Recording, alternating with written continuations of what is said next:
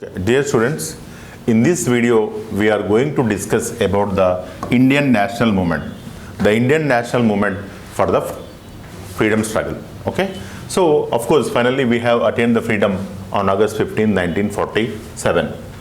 So this Indian national movement for freedom struggle is divided into three phases, that is moderate phase, that is from 1885 to 1905, and extremist phase from 1905 to 1919, and Gandhian era from 1920 to 1947. So when you come to the moderate phase, in this phase our nationalists wanted to concede their demands in a pleasing manner, in a constitutional manner, and in a non-violence manner. Okay, and they never demanded the complete freedom for India. All the moderate leaders never demanded complete freedom for India. They wanted India to be under the British, but India should be ruled by Indians and it should have representative institutions. See, in that period, even Canada and also Australia were under the control of the British, but they were having the representative institutions. So these moderates demanded representative institutions. Of course, their achievement is lot. We will also discuss in the next video. So this is with regard to the moderate phase from 1885 to 1905. So their aim was to get solve their demands in a constitutional manner, and they never had conflict with the British, and they never had the demand of complete freedom for India. So it is with regard to the moderate phase. And when you come to the extremist phase, see, the achievements of moderates were not welcomed by the other section of people in the Congress. So they wanted to achieve their demands by hook or crook or in a violent manner. So this phase is called as extremist phase, and this phase is led by the extremist trio Lal, Bal, Pal. That is Lala Lajpat Rai from Punjab, Bal Gangadhar Tilak from Bombay State or Maharashtra, and Bipin Chandra Pal from the Bengal. Okay, they guided this phase, and it is the extremist phase. They wanted to get solve their demand by hook or crook or in a violent manner. And when you come to the Gandhian era, it is the entry of Mahatma Gandhi into the Indian national movement. Okay, of course, after his successful achievements in South Africa, he will come to India in 1915. Okay, on the advice of his political guru Gopal Krishna Gokhale, and he will participate in movements like Champaran Satyagraha and Ahmedabad Mill Strike, and also Kheda, and later in 1919 in Amritsar session of Congress, he said that I have joined the Indian National Congress. So from this period, Gandhi will lead the Indian national movement. Of course, you know, he will initiate the non-cooperation movement, he will initiate the civil disobedience movement, and in course of time, Quit India movement, etc. And you have to remember, even in this phase also, you are having the extremism, which is called as the second phase of revolutionary terrorism or extremism. So in the second phase, you will encounter Bhagat Singh, Rajguru, Sukhdev, Chandrasekhar Azad, Ram Prasad, and Rajendra Lahari, etc., etc. So you remember, even in the Gandhian era also, you are having the extremist phase. So Indian national movement for freedom is divided into three phases: moderate phases, extremist phase, and Gandhian era. It is a basic structure of the Indian national movement. So when you come to the moderate phase, of course, just now I told you from 1885 to 1905. So it was led by the moderates like Dadabhai Naoroji, Feroz Shah Mehta, Badruddin Tyabji, S.N. Banerjee, etc. So I told just now, they wanted to solve their demand in a constitutional manner, in a polite manner. They want to pledge, petition, and pray for the British government to get solved their demands, and they misbelieved that India would progress under British. Okay, of course, even British took some developmental activities, but not with the motive of developing India, but for their selfish ends like laying off roads, railways, etc., to transport the Indian resources to the England at a faster and cheaper rate. Of course, even the introduction of Western education, like it also helped Indian, but whatever may be the case, most of their acts were selfish motivated. So when you come to the moderates, and their demands to British were divided into first administrative grievances. They demanded for Indianization of civil services. Actually what happened in that period, all top posts were occupied by the English, that is British. They demanded that Indians should be given that post, and Indians should be given an opportunity to write the civil services. And they have demanded that exam should be conducted in India and England simultaneously. Actually, in that period, the exam was conducted only in the England, which is highly unlikely that an Indian will go to England and write the examination. And even they demanded separation of judiciary from the executive. A single person was involved in administration of normal things and also, judiciary. In that period, a district collector was having many functions, including this judiciary. And the freedom of press. So the British have curtailed the freedom of press, and they demanded the freedom of press and the protection of Indians settled in foreign countries.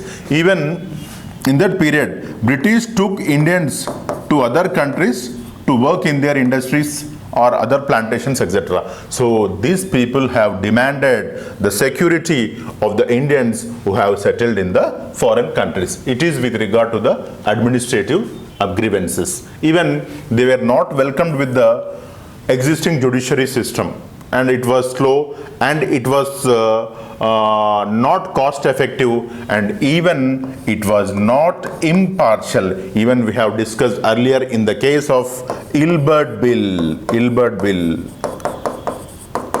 What is the aim of Ilbert Bill? The aim of Ilbert Bill was to give power to Indians to trial Europeans in the criminal cases. But what happened? This bill was not passed. They wanted that a European should be trialed only by the European. So even the justice was partial in that period. So even they demanded to make this judiciary impartial, and even they have not liked even the existing law and order, the police system, etc.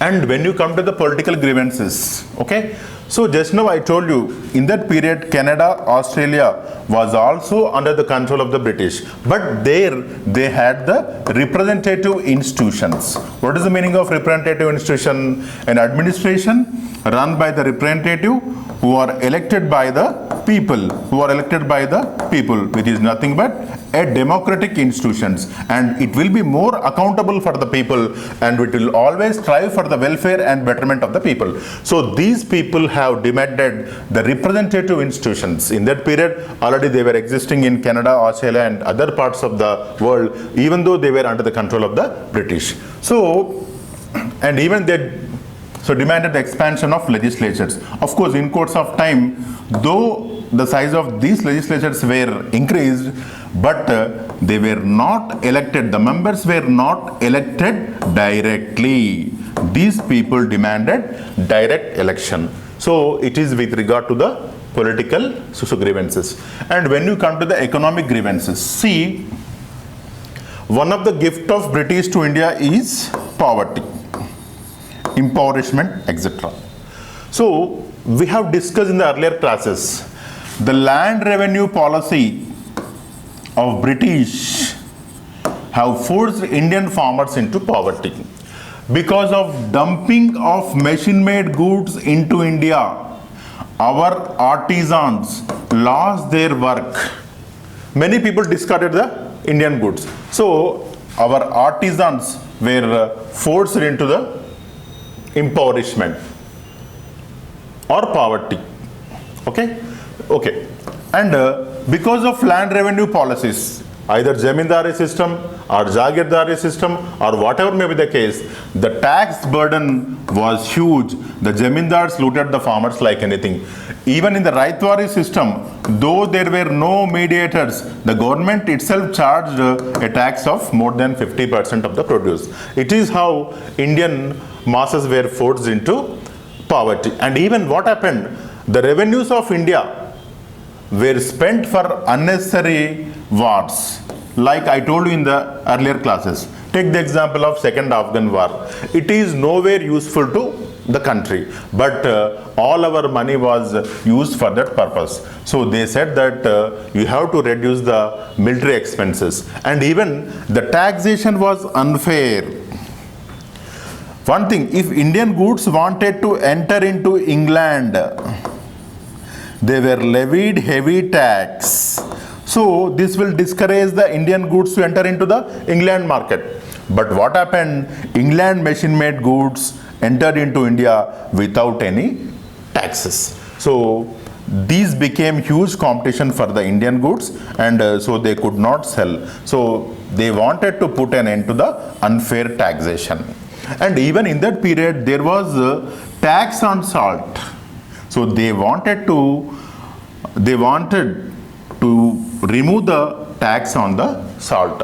It is the abolition of a tax on salt. And of course, I told you the Raitwari or whatever may be the system, they demanded the reduction of the land revenue, which is the main reason for the impoverishment of the peasantry. And British never took any steps to extend irrigation to the farmers, so they demanded that. And even in that period, farmers never got financial support from an institution. They always got the money from the private money lenders who used to charge exorbitant interest rate. So they demanded to establish mortgage banks or directly financial assistance to the farmers at a lower rate of interest. It is with regard to the economic grievances. And when you come to the achievement of moderates, many nationalists say that moderates have achieved nothing. It is not correct. They are having success. See, they succeeded in attaining some sort of representation in the administration, because British government passed a law by which Indians were allowed to write the examination, because the examination was conducted simultaneously in London and India. Okay, and when you come to the representation, even the Act of 1892, the Councils Act of 1892, at least increased the size, but they were not elected. They were not elected directly by the people. But the representation of Indians in that councils has increased. But the moderates demanded the direct election. Of course, it was a partial achievement.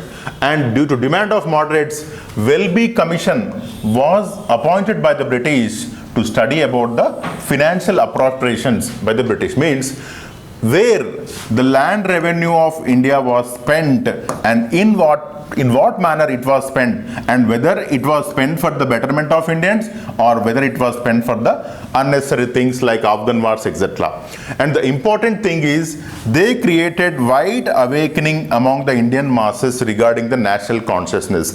They laid a foundation for the strong freedom struggle, because they propagated their ideology through press, through meetings, and through continuous speeches. So they have awakened the masses a lot. They toured throughout the country. These moderate leaders toured throughout the country, and they have awakened the masses with regard to the national consciousness through media, through meetings, through debates, etc. And just now I told you, England Parliament passed a resolution to hold civil service examination in London and India simultaneously. It is a great success of the moderates. Of course, they are having success into their account.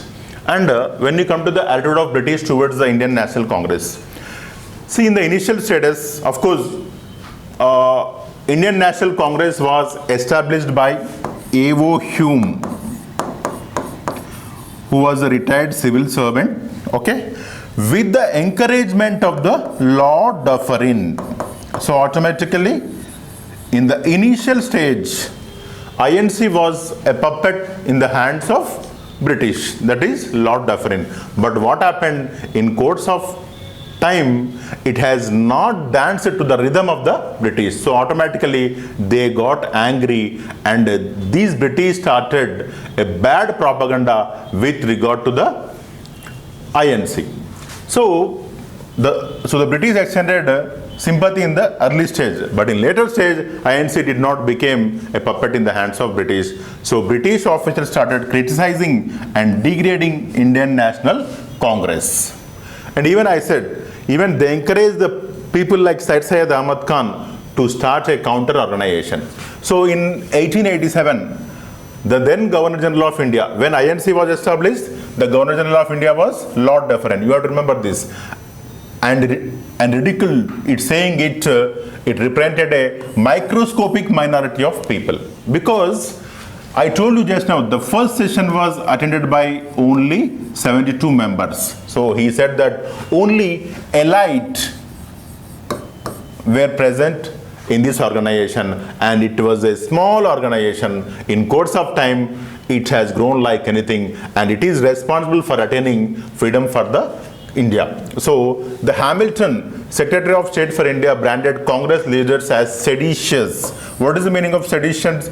Means attacking the government, and double-sided character, okay, changing their ideology time and again. He also said that Dadabhai Naoroji is a radical, and you know Dadabhai Naoroji is a great moderate. He was never a radical, okay. So, and the British officers publicly criticized INC and called Congress leaders as disloyal babus. So they wanted these INC leaders to be loyal to the British. Why they will remain? Okay. And the Congress was described as factory of sedition. So these terms you should remember. And Lord Curzon, okay, who was the Governor General of India at the time of partition of Bengal. The Congress is tottering to its fall, and one of my great ambition while in India is to assist it to a peaceful demand. What is the meaning of tottering? Uncontrolled. So it is saying that the Congress itself is not in the control of their own leaders, and it will end on fine day. And even some Englishmen accused the INC received the Russian gold. They said that this INC was receiving the funds from the Russia. And it is not correct. And Lord Elgin openly said that India was conquered by the sword, and the sword it shall be held. You know how ruthlessly they have conquered India. We have discussed in the earlier classes that Anglo-Maratha wars, Anglo-Mysore wars, and annexation of Sindh, Awadh, with the help of doctrine of lapse, by force, by luring, etc., etc. So it is a statement of the Lord Elgin. And British officials relied upon the policies of divide and rule. Okay, they divided India based on religion, based on language, based on region. They took every step to divide India and make use of that situation. Okay, so British officials relied upon the policies of divide and rule to weaken the national movement, and even they will encourage some leaders in 1906 to establish the Muslim League, just only to counter the prosperity of the Indian National Congress. And they encouraged Sir Syed Ahmad Khan, Raja Shiv Prasad of Banaras, and other pro-British Indians to start an anti-Congress movement, but it was not successful. Of course, Sir Syed Ahmad Khan will start the Indian Educational Congress to counter the prosperity of Indian National Congress. Of course, just now I told you, Muslim League was established in India with the encouragement of British when Lord Minto II was the Governor General of India, and this Muslim League had sowed the seeds of partition of India, and finally the crop was harvested in the name of Pakistan. Okay, so of course, though the British tried to divide and establish many organizations against INC, their idea was not and too great successful.